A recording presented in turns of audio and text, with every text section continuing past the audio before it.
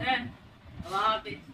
क्योंकि बच्चे क्या होता है ना, वैसे तो अब समय नहीं है, समय कैसा नहीं है, क्योंकि ज्यादा समय इसलिए नहीं है कि आप जगह जगह सेंटर खोलेंगे, बस सेंटर खोला, चारों तरफ संदेश का डंका बजाया, बस चारों तरफ, मतलब जिस एरिया में आपने खोला है वहां से 50 किलोमीटर के एरिया को आपको कवर करना है। ठीक है, आप 50 किलोमीटर तक की आपकी सेवा हो गई, सब तक संदेश पहुंच गया, उसके बाद अगली तैयारी करो। यहाँ आपका 6 मास में या 4 मास में कोई यहाँ का बच्चा मिनट बन जाता है संभालने वाला, तो उनको बोलो। ठीक है, तो ऐसे ऐसे और कहाँ पर भी अभी देखो बाबा पिछली बारी क्या बोल के गए हैं, क्या बोल के गए हैं, बाबा बोल गए हैं जहाँ पर अभी तक बाबा मिलन नहीं हुआ है, जिन राज्यों में बाबा मिलन नहीं हुआ है उन राज्यों में बाबा मिलन करवाना है। इसका मतलब है बाबा ने सभी को बहुत बड़ा इशारा दिया। हाँ, तो इस इशारे को थोड़ा सा बुद्धि में बिठा ले और समझे कि ये इशारा बाबा ने क्यों दिया है। तो अपना समय निकाल कर, है ना, समय देखो और कोशिश करें जिस राज्य में आप प्रोग्राम करने जा रहे हैं वहाँ कोई ना कोई आपका जानकार हो, अगर नहीं हो तो वहाँ एक हफ्ता रोज रुक करके वहाँ की सेवा करे, तो जानकार बाबा अपने आप निकाल के लेते हैं। उसकी भी आपको मेहनत नहीं करनी पड़ी। साकार में क्या हुआ, कौन जानता था, सब बच्चे पाकिस्तान में ही तो रहते थे, तो सभी अपनी पोटली उठा करके भारत में आए, है ना, आबू में रुके, कौन जानता था उनको। कन्याएं अपने आप ही चली जाती थी, उनको ये टिकट क्या होती है उनको ये भी नहीं पता था टिकट क्या होती है। बस रेलगाड़ी में चढ़ गई और बस जहाँ स्टेशन गाड़ी रुकी वहां पर उतर के सेवा शुरू कर दी, वहाँ सेंटर बन गए। और अब क्या करते हैं, बाबा हम कैसे जाएंगे, वहां तो हमें कोई जानता ही नहीं है। बोलते हैं हिम्मत जब करते हैं ना तो बाबा 1000 गुना मदद करते हैं। मतलब हमें पहले तैयारी आप तो पढ़े लिखे हो, आज तो साइंस इतनी आगे बढ़ गई है, आप टेलीफोन में सर्च कर सकते हो, आपके पास सुविधा है, साधन है दौड़ने की। पहले क्या था, पहले कुछ था क्या, पहले बच्चियां बैठी ट्रेन में, एक मुट्ठी एक थोड़ा हंडी पकड़ी, थोड़े चावल पकड़े और चली गई सीमा पे। और इतनी मेहनत, आज उस मेहनत का फल ही पूरा ब्राह्मण परिवार खा रहा है। अगर बच्चियां बाबा सेवा नहीं करते, मेहनत नहीं करते, तो क्या क्या ये इतनी बड़ी संस्था खड़ी होती, क्या स्वर्ग आता, कभी नहीं आता। बच्चे जब बाप के प्रति समर्पण होकर के मेहनत करते हैं ना, तब बाबा बहुत कोई गुना मदद करता है। तो अभी आपका सच्ची सेवा क्या है, ये जो सब दिख रहे हैं ना, ये सब वैभव, सब कुछ, ये सब कुछ समय का है, सब खत्म हो जाएगा। और ये सब कोई जानते हैं, इस बात को सब कोई जानते हैं। पर बाबा ये नहीं बोल रहे कि शरीर निर्वाह अर्थ कार्य नहीं करना है, उसको भी करना है। उसको भी कोई बोलते हमारे पास घर नहीं है, या हमारे पास फलाना नहीं है, या हमारे पास नौकरी नहीं है, या हमारे पास कम पैसे की नौकरी है, तो बाबा क्या बोलते हैं, आप कम पैसे की नौकरी में आपका पेट भर रहा है कि नहीं भर रहा है, आप भूखे तो नहीं मर रहे, 2 पैसे बच ही रहे होंगे, हैं, वो 2 पैसे कहाँ क्या करना है, अपनी टिकट निकालो और सेवा पे निकल जाओ, अपने आसपास वाले बच्चों की सेवा करो। और आप जहाँ पे हैं, अपने ऑफिस में, जहाँ दुकान पे जाते हैं, आसपास पड़ोसियों को, अगर आप मजबूरी वश दूर नहीं जा सकते तो आप अपने आसपास वाले स्थान को कवर करो। बाकी बाबा यही कहेगा, समय बहुत कम है। और आपका जो बाबा बोलते हैं ना, ओम की ध्वनि चारों तरफ कराओ, मेजॉरिटी सब जगह फैल चुका है ये सब। आपके बच्चे इतने हैं कि आपको मिले भी नहीं है, वो धमाका कर रहे हैं, सेवा इतनी कर रहे हैं, जो अभी तक भी मिले नहीं है, इस बात में भी नहीं मिले हैं, अभी तक बाप से कांटेक्ट नहीं हुआ है, बस सुन रहे हैं, वो बच्चे तक इतनी सेवा कर रहे हैं। सोचो, कमाल की बात है ना। वो बच्चे मेहनत कर रहे हैं, वो बच्चे दौड़ रहे हैं, हर तरह से लगे हुए हैं, तो आप बच्चे तो बाप से बार बार मिलते हो, आपके अंदर कितनी ताकत आनी चाहिए, कितना उमंग होना चाहिए सेवा का, और कितनी खुशी होनी चाहिए। और हर घड़ी ये सोचना चाहिए, हर घड़ी अंतिम घड़ी चल रही है, कब देर हो जाए दुनिया कुछ पता नहीं, समय कैसे आने वाला है। बोलते हैं मैं बड़ी बिल्डिंग का मालिक हूँ, तो क्या होगा वो बड़ी बिल्डिंग, देर हो जाए। कैसे आप दूर से बिल्डिंग को देखो, कैसे दिखती है, जैसे माचिस की डब्बी होती है ना, कैसे दिखती है, माचिस की डब्बी जैसे दिखती है। जैसे बच्चे खिलौने खेलते हैं ना, वो छोटे छोटे डब्बे होते हैं, ऐसे दिखती है। और क्या होगा, तुम उन डब्बियों का कब बैठ जाएंगे। आज प्लानिंग करते हैं ये बिल्डिंग 100 साल से ज्यादा चलेंगी, इसकी नींव इतनी मजबूत गाड़नी है कि बिल्डिंग के ऊपर और बिल्डिंग लेके जा सके। आज ही प्लानिंग कर रहे हैं, बाबा ने क्या कहा, सब की प्लानिंग फेल हो जाएगी और लास्ट में क्या होगा, एक बाबा की प्लानिंग चलेंगी, फिर किसी की प्लानिंग नहीं चलेगी। आज देखो ये जो रेडिएशन है दिखती है नहीं, पर कितना मगज खराब कर रही है सबका। आपको भी पता नहीं पड़ रहा है कि ये बुद्धि खराब हो रही है, ये सारा रेडिएशन का कमाल है, ये सारा वैट का टेलीफोन चलाने का कमाल है, जो बुद्धि ग्रोथ नहीं कर रही है। अच्छा, पहले जमाने में आप हाथ से गिनती करते थे, आपको नंबर याद रहता था क्या, नहीं रहता है? आज किस किस को नंबर याद रहता है, विचार करो, आज किस किस को नंबर याद है, होगा किसी को? टेलीफोन में देखेंगे फलाने का नंबर, फलाने का नंबर है। कमाल की बात, सारी चीजें ऐसे सेव करते हैं। हमने आईडी बनाई है, उसमें हम सब सेव कर रहे हैं, हमारे पास पूरा डाटा है। बुद्धू, आपकी बुद्धि से ज्यादा डाटा किसी में नहीं हो सकता, ये तो हैल होने वाली चीज है। लाइट बंद हो गई, कहाँ गया डाटा? टेलीफोन खत्म, कहाँ गया डाटा? कहाँ गया? पर जो डाटा आपके दिमाग में है, वो डाटा को कोई खत्म नहीं कर सकता। जो डाटा आपके यहाँ फीड हुआ है, एकदम अंदर उतर गया है, उस डाटा को कोई खत्म नहीं कर सकता। और ये जो डाटा बोलते हैं ना, हमारे पास सारे संसार का डाटा है, हमारे पास सब आईडी प्रूफ है, ये सारे डाटे, सारे आईडी प्रूफ, ये 1 मिनट का खेल है। लाइट बंद, टेलीफोन बंद, डाटे बंद, पैसा बैंक में पैक, कहीं कुछ जाने वाले, सब खत्म। का बैंक तोड़ तोड़ के पैसे निकालेंगे, कैसे निकालेंगे? सारे सिस्टम बंद। एक बत्ती से, फिर बच्चे भी होशियार है, बोलते हैं हम सोलर प्लांट चला सकते हैं ना। सोलर प्लांट कैसे चलेगा जब धूप ही नहीं निकलेगी? अपना सूर्य भी तो अपनी कमाल दिखाएगा ना, वो तो प्रकृति का दोस्त है, वो अपने आप छुप जाएगा। तो कहाँ से बिजली लेंगे, कहाँ से खींचेंगे? सिस्टम ही नहीं होगा आपके पास, सोलर ही नहीं होगा। तो इसलिए बाबा बोलते हैं सबसे ज्यादा डाटा आप रख सकते हो तो यहाँ रखो, इस दिमाग से सेव कोई डाटा नहीं हो सकता। आपके पास आत्मा कितना बड़ा डाटा है, जिसमें 84 जन्मों का पूरा पार्ट बंधा हुआ है। इतनी बड़ी होगी आपके पास में, आपका कितना भी बड़ा, कितना लेवल का आ सकता है, पर इस आत्मा में सारे इतने जन्मों का डाटा है, कितनी बार 84 जन्म लिए, सबका डाटा है।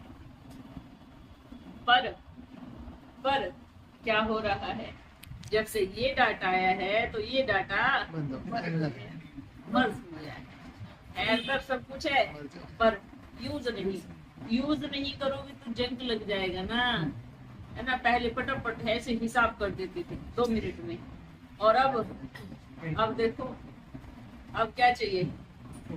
कैलकुलेटर चाहिए, हाँ? हिसाब जोड़ने के लिए पहले पुस्तक किताब रखते थे, फटाफट किया और जोड़ दिया, और अब कैलकुलेटर चाहिए, टेलीफोन चाहिए, कुछ भी, ये सारी चीजें आ गई। तो इसलिए बाबा ने क्या कहा, बच्चे आत्मा सबसे बड़ी पावरफुल चीज है, आत्मा से बड़ा डाटा कोई नहीं है, आत्मा से शक्तिशाली चीज कोई नहीं है। क्यों, इसको किसने रचा है? सृष्टि के रचयिता, उसकी संतान। अब वो जिसको सारी दुनिया याद करती है, वो कैसी चीज बनाएगा? इंसान टेम्परेरी है ना, आज है कल नहीं है, तो वो क्या बनाता है? टेम्परेरी चीज बनाता है। और परमात्मा परमानेंट है ना, तो आत्मा हाँ, इंसान कोई भी चीज बनाएगा। चलो उसने कुर्सी बनाई, ये टेम्परेरी है या परमानेंट है?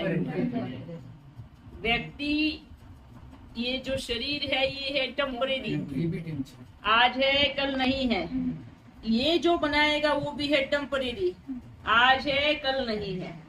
पर आत्मा जिसने बनाई है वो परमानेंट है, वो परमपिता परमात्मा है। वो आज भी है, वो कल भी था, वो 1000 साल पहले भी था, वो 10,000 साल बाद भी रहेगा। और ऐसे ही उसने आत्मा भी बनाई है, तो आत्मा भी क्या है? परमानेंट है।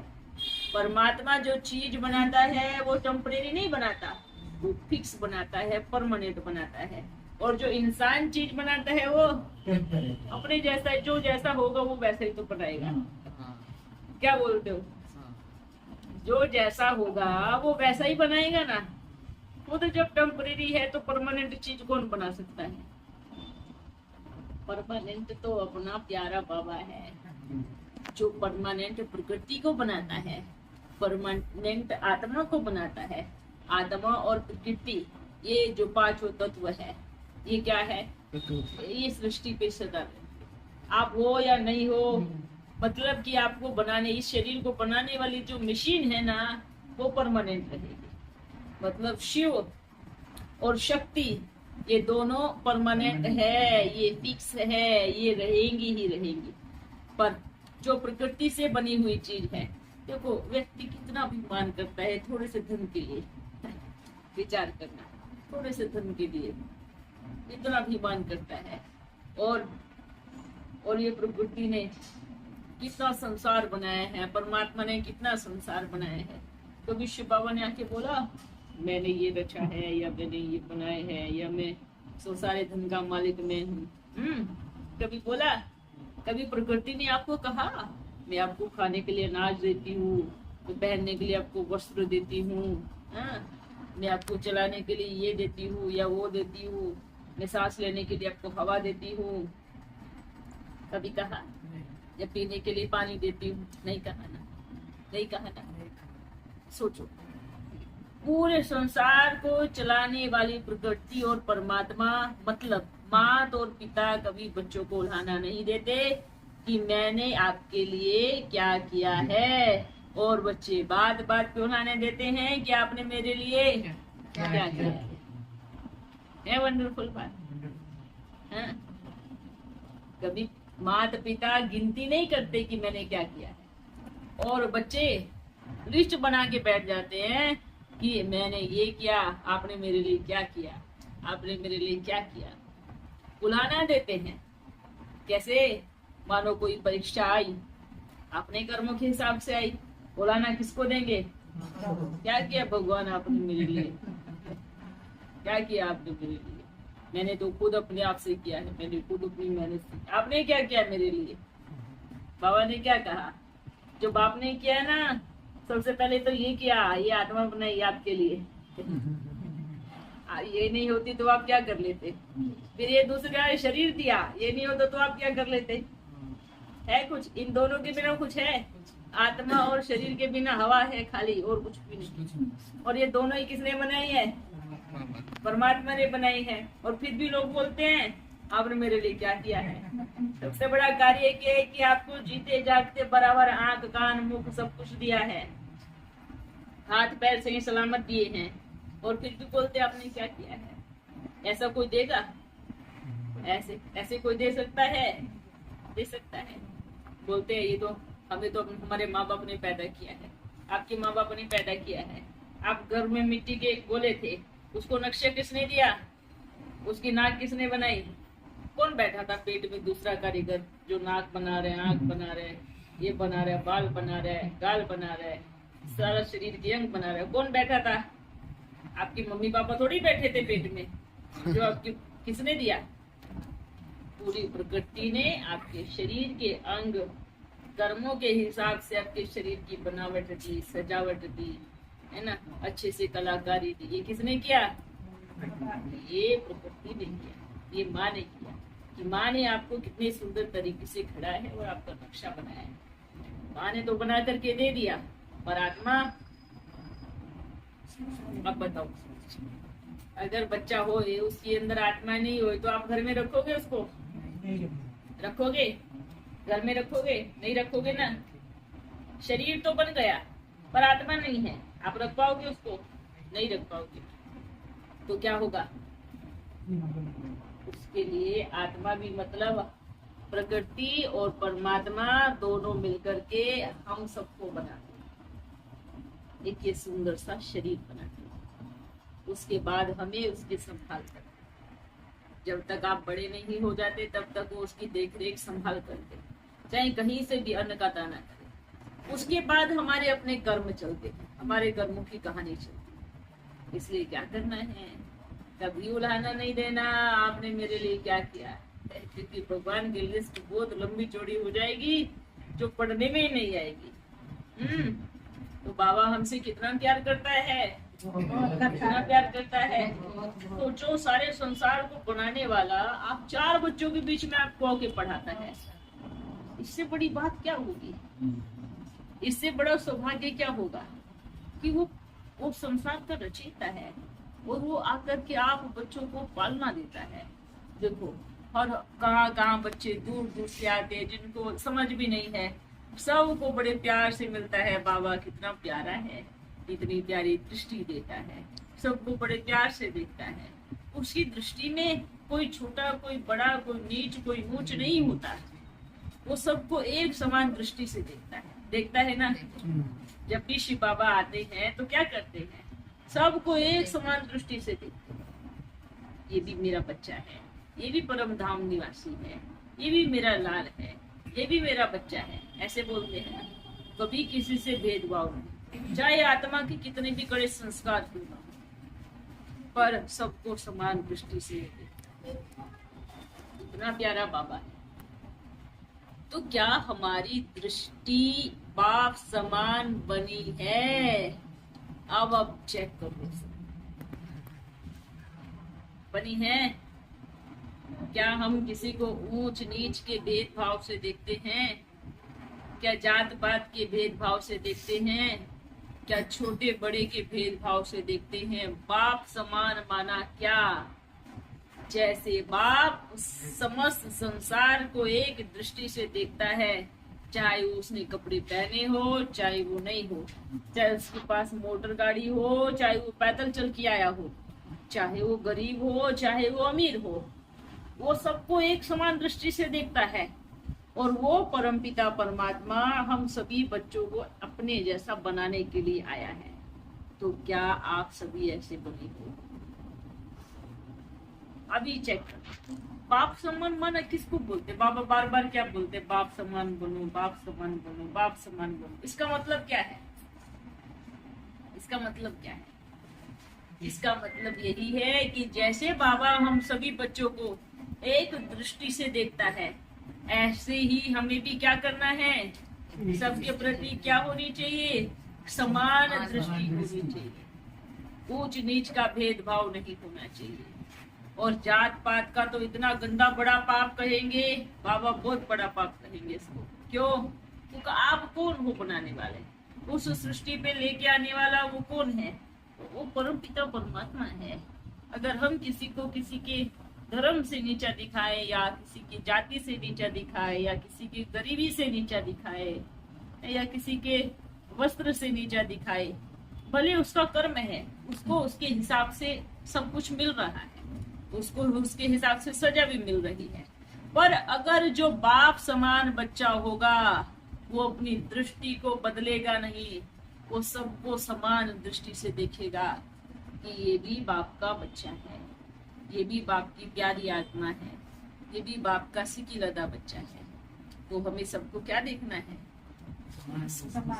लौकिक दुनिया में क्या होता है, अगर एक दोस्त से मिलते थे तो क्या बोलते हैं? आपका सरनेम क्या है? ऐसे पूछते हैं ना, आपका सरनेम क्या है? अब बाबा क्या कहेंगे? कोई भी बच्चा किसी से ये नहीं पूछेगा कि किसका सरनेम क्या है, किसकी जाति क्या है, किसका धर्म क्या है। कोई भी किसी के भी मुख से ये नहीं निकलेगा। हाँ, बिल्कुल भी नहीं निकलेगा, एक शब्द भी नहीं निकलेगा। इसको बोलोगे बाप सुनाए। अच्छा, जब शिव बाबा आते हैं आपसे पूछते हैं कि आपकी जाति धर्म क्या है? अच्छा चलो, वो तो अलग बात है।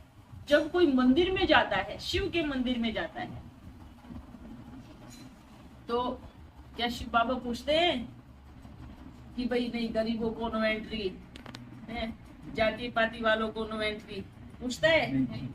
जब वो नहीं पूछता, वो भेदभाव नहीं करता, तो हम कौन होते? अच्छा, ये बनाया किसने है? पूरे बोलते समाज ने। समाज कौन है? हर एक व्यक्ति समाज है। बनाया किसने है? यहाँ जो यहाँ रहने वाले हैं उन्होंने बनाया। तो अब इसको बदलेगा कौन? अब इसको बदलेगा कौन? कौन बदलेगा? बोलो, मुख से बोलो। ये अभी जिसने बनाया है उसी को ही बदलना पड़ेगा, उसी को ही चेंज करना पड़ेगा, उसी को ही परिवर्तन करना पड़ेगा। कि आपको किसी से भी अगर कोई आपस में भी पूछता है, अगर कोई बात कर रहा है फलाने में फलाना, उनको बोलो ये यहाँ सख्त खिलाफ है, ये नियम बिल्कुल यहाँ नहीं है, और ये बिल्कुल स्टिक मना किया गया है कि यहाँ आकर आप किसी भी जाति धर्म से संपर्क में नहीं आए। यहाँ जो भी बाबा के घर में जिसने भी कदम रखा वो उस परमात्मा का बच्चा है, वो उस बाबा का बच्चा है। बाकी आप इस चीज से एकदम फ्री कर दो सब। और ये सबको बाप का मैसेज पहुंचाना। अगर कोई बारी बारी किसी से ये पूछता है तो कहेंगे अभी बाबा का बच्चा बना नहीं है, अभी आपको सिर्फ बच्चा नहीं बना, मालिक तो दूर की बात है, विश्व का मालिक तो दूर की बात है, अभी तक बच्चा भी नहीं बना है। अगर जिसके मन में ये जात पात का, धर्म का, नीच ऊपर का ये अभी भी दिमाग में घुसा हुआ है, तो वो अर्जुन अभी बच्चा भी नहीं बना है। तो पहले बच्चा बनो, क्योंकि बाप के सब क्या है? बच्चे है ना। तो अभी भी बच्चा बनने में जो सोचते हैं, अभी भी बच्चा बनने में अभी देरी है, क्योंकि स्वर्ग आने वाला है। तो स्वर्ग में क्या होगा? अभी बोलते हैं कि प्रजा होगी, और वहां का राजा उसको प्रजा नहीं मानेगा, वो प्रजा बोलेगा भी नहीं, वो अपने बच्चे समझेगा।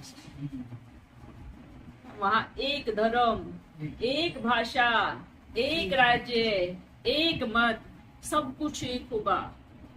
एक, कोई अनेक भाषा नहीं होगी, कोई अनेक मत नहीं होगी, कोई अनेक धर्म नहीं होंगे। तो उसकी शुरुआत कहाँ से होगी? यहीं से होगी। आप जब तक नहीं परिवर्तन करोगे तो स्वर्ग में कैसे एकता आएगी? संस्कार यही भर के जाना है आत्मा में। एक धर्म, एक राज्य, एक भाषा, एक मत का संस्कार यही भर के जाना है, कहीं और नहीं होगा। ये सब चीजें कि आप सोचो स्वर्ग में जाके हो जाएगा ना, स्वर्ग में जाके नहीं होता, यही होगा। यही के ही संस्कार आत्मा सतयुग में लेके जाएगी। ठीक है, पक्का? ये मैसेज हर बच्चे तक जाना चाहिए, हर एक बच्चे तक जाना चाहिए कि मैं कौन हूँ, मैं आत्मा हूँ, और मेरे सामने वाले बच्चे भी बैठे कौन है? आत्मा है। और हम सबका रचयिता कौन है? वो परमपिता परमात्मा। और आपस में हमारा संबंध क्या है? आत्मा भाई भाई का। ठीक है, पक्का करेंगे? पक्का। देखते हैं कितने दिन तक अप्लाई करेंगे इस पे। फिर भी लोग इसमें रहते रहते कुल दबाव थोड़ा तो आ जाता है ना। नहीं आना चाहिए, बिल्कुल भी नहीं आना चाहिए, थोड़ा भी नहीं आना चाहिए। इसलिए बाबा बोलते हैं अभी क्या बनो? अभी बच्चा अच्छे वाला बच्चा बनो। तो बच्चा क्या होता है? बाबा की गोदी में बैठता है, और फिर जब बाबा उसके लिए गद्दी तैयार करता है, जो पक्का बच्चा बनता है तो गोदी से उतार के उसको गद्दी पे बिठा देता है। तो अब आपको क्या करना है? अभी पहले राजा बनने के लिए बाप की गोदी में बैठे। ओके, खुश हो, शरीर ठीक है, कसरत कर रहे हो? नहीं कर रहे हो? कर रहे हो कसरत? करो, करो कसरत। आप नहीं करोगे तो शरीर का क्या होगा? अंतिम समय दौड़ना पड़ेगा तो क्या होगा? सांस फूल जाएगी। दौड़ना, देखो शरीर को ठीक हम रख सकते हैं। अच्छा, ये शरीर में बीमारी बिगाड़ा किसने? पापा ने तो नहीं कहा कि आपका ये बिगड़ जाए, या ऐसा नहीं कहा ना। ये बिगाड़ा किसने? हमने खुद हमने बिगाड़ा, हमारे खान पान ने बिगाड़ा। उसको सुधारेगा कौन? हमें सुधारेगा। जिसने बिगाड़ा है वही सुधारेगा ना। लेकिन बाबा मदद कर रहे हैं। सबसे बड़ी बात है कि आपके पास प्लस पॉइंट है कि बाबा आप बच्चों की हर घड़ी मदद कर रहे हैं। तो रोज क्या करना है? जो बच्चे ये सोचते हैं ना, नहीं हम तो फिट हैं, हम तो मोटे नहीं हैं, हमें जरूरत ही क्या करने की, ये उनको भी करना है। भले फिट है पर शरीर के कौन से अंग में क्या बीमारी है उसको ठीक करना है। ठीक है, तो सभी को क्या करना है? शरीर को फिट रखना है। यहाँ पर आत्मा में जब बैठ जाएगा ना, वाह अब मैं स्वस्थ हूँ, मैं ठीक हूँ, ये जो स्वस्थ वाले शब्द और बोल कहाँ लेके जाएंगे?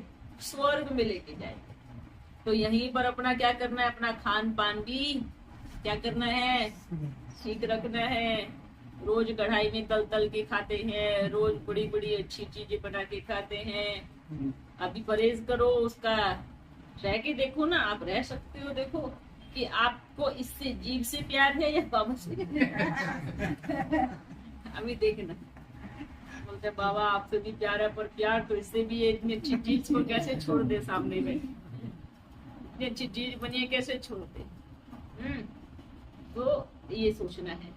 बोलते हैं कहीं जंगल में एक साधु तपस्या कर रहा है। बड़े दिनों के बाद वो अपने परिवार में रहने के लिए आया, तो उसको जलेबी से बड़ा प्यार था। जलेबी दिखी सामने, अच्छी सी जलेबी खरीदी, जलेबी खानी।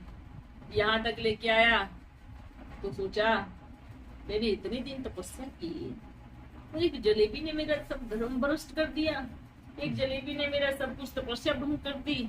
इस जलेबी में इतनी ताकत है। तो उसने क्या किया? जलेबी को नाली में डाल दिया। फिर थोड़ा लगा, देखा, फिर दूसरी जलेबी निकाली।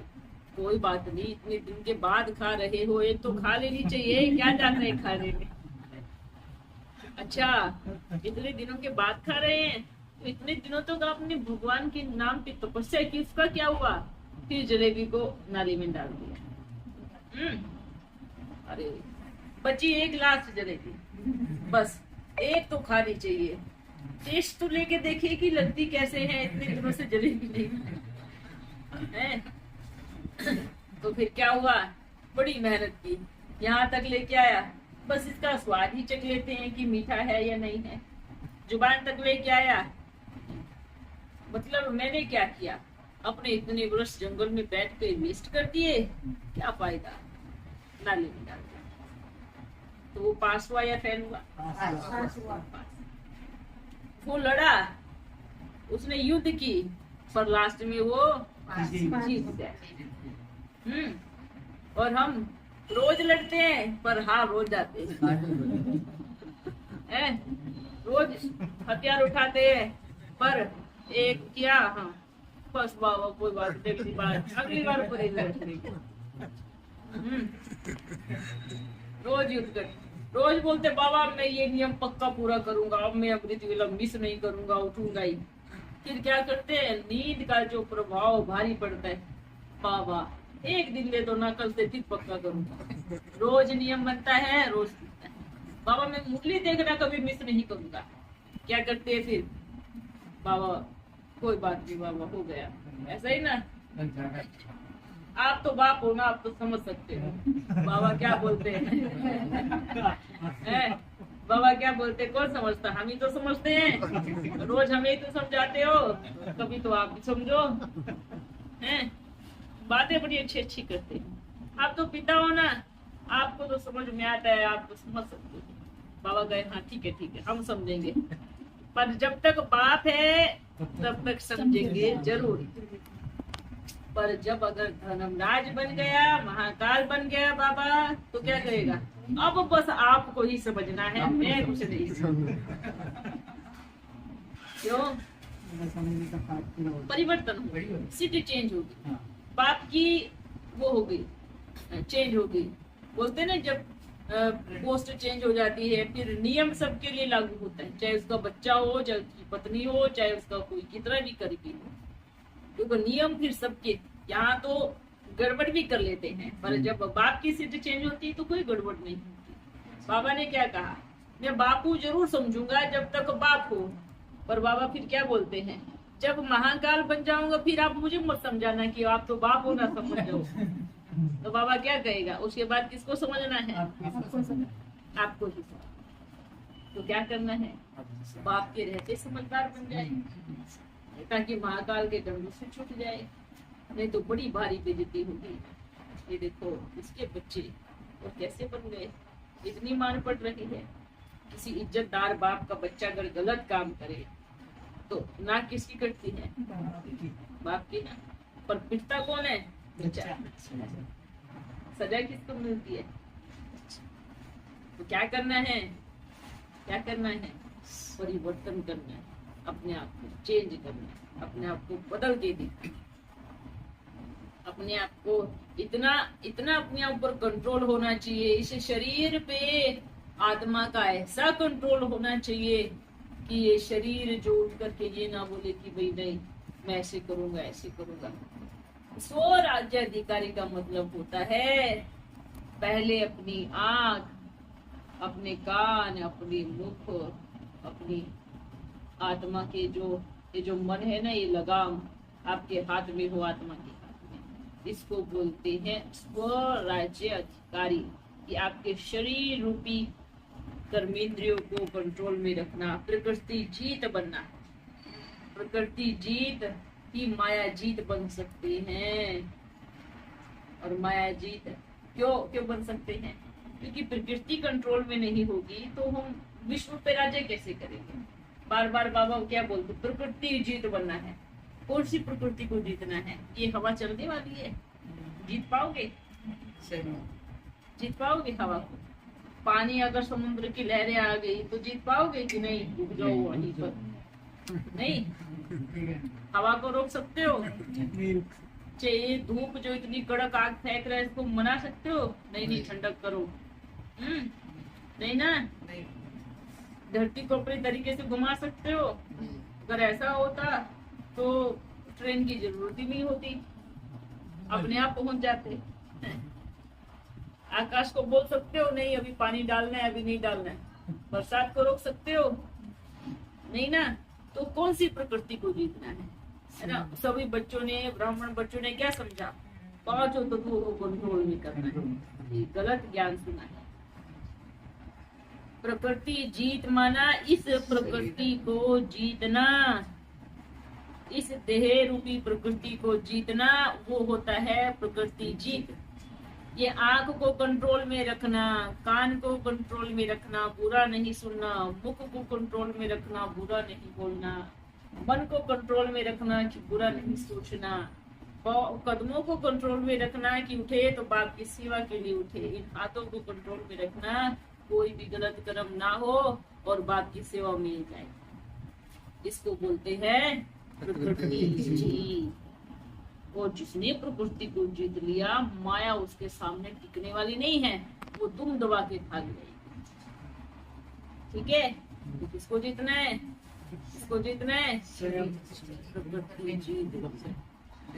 इस प्रकृति को जीतना है ना। ये प्रकृति को जीत लिया तो स्वर्ग में ये प्रकृति आपके वो बन जाएगी, एकदम सहयोगी। आप बोल, सबका संकल्प एक उठेगा, आपको किसी चीज की जरूरत ही नहीं पड़ेगी, क्योंकि आपका प्रकृति आपको ठंडी गर्मी इन सब चीजों से मुक्त हो जाओ। क्योंकि ना ठंडी होगी ना गर्मी होगी, बड़ा सुंदर मौसम होगा, बड़ा सुंदर टापू होगा स्वर्ग, इतना सुंदर टापू होगा दिल्ली का, जहाँ आपको गर्मी सर्दी कुछ भी नहीं लगने वाली और सुखी होगा। इतनी अच्छी हवा। आज हवा में भी कितने नेगेटिव वाइब्रेशन आते हैं, सोचो। कहाँ कोई आत्माएं भटक रही है, जोर की आंधी तूफान आई, उन्हीं के साथ सब उलट उठ हो जाता है। कहीं तो ज्यादा तूफान आ जाता है और कहीं एकदम गर्मी हो जाती है। ये सब देख, इसको हम कंट्रोल कर सकते हैं, और लेकिन अपनी प्रकृति को कर सकते हैं। ठीक है बच्चों, ओके, हमेशा खुश रहो, बाप के साथ रहो और सेवा में जी। हाँ जी बाबा, ठीक है, ओके। समय सच में कम है, ये इशारा बाबा दे रहे हैं, कब से दे रहे हैं, बार बार दे रहे हैं। कब कहाँ से धमाका उठे कुछ भी मालूम नहीं पड़ेगा। आदि सुवंत का पाठ बज रहा है और वो जल्दी ही पूरा होने वाला है। ठीक है, आदि के इतने वर्ष में कितना परिवर्तन हुआ, अंत का भी समय कितने, आदि के पाठ में कितना समय चला गया, अंत के पाठ में कितना समय चला गया, 6 साल निकल गए। तो अब देखो समय कितना है, बहुत कम समय। ठीक है, अच्छा अभी अपन चले।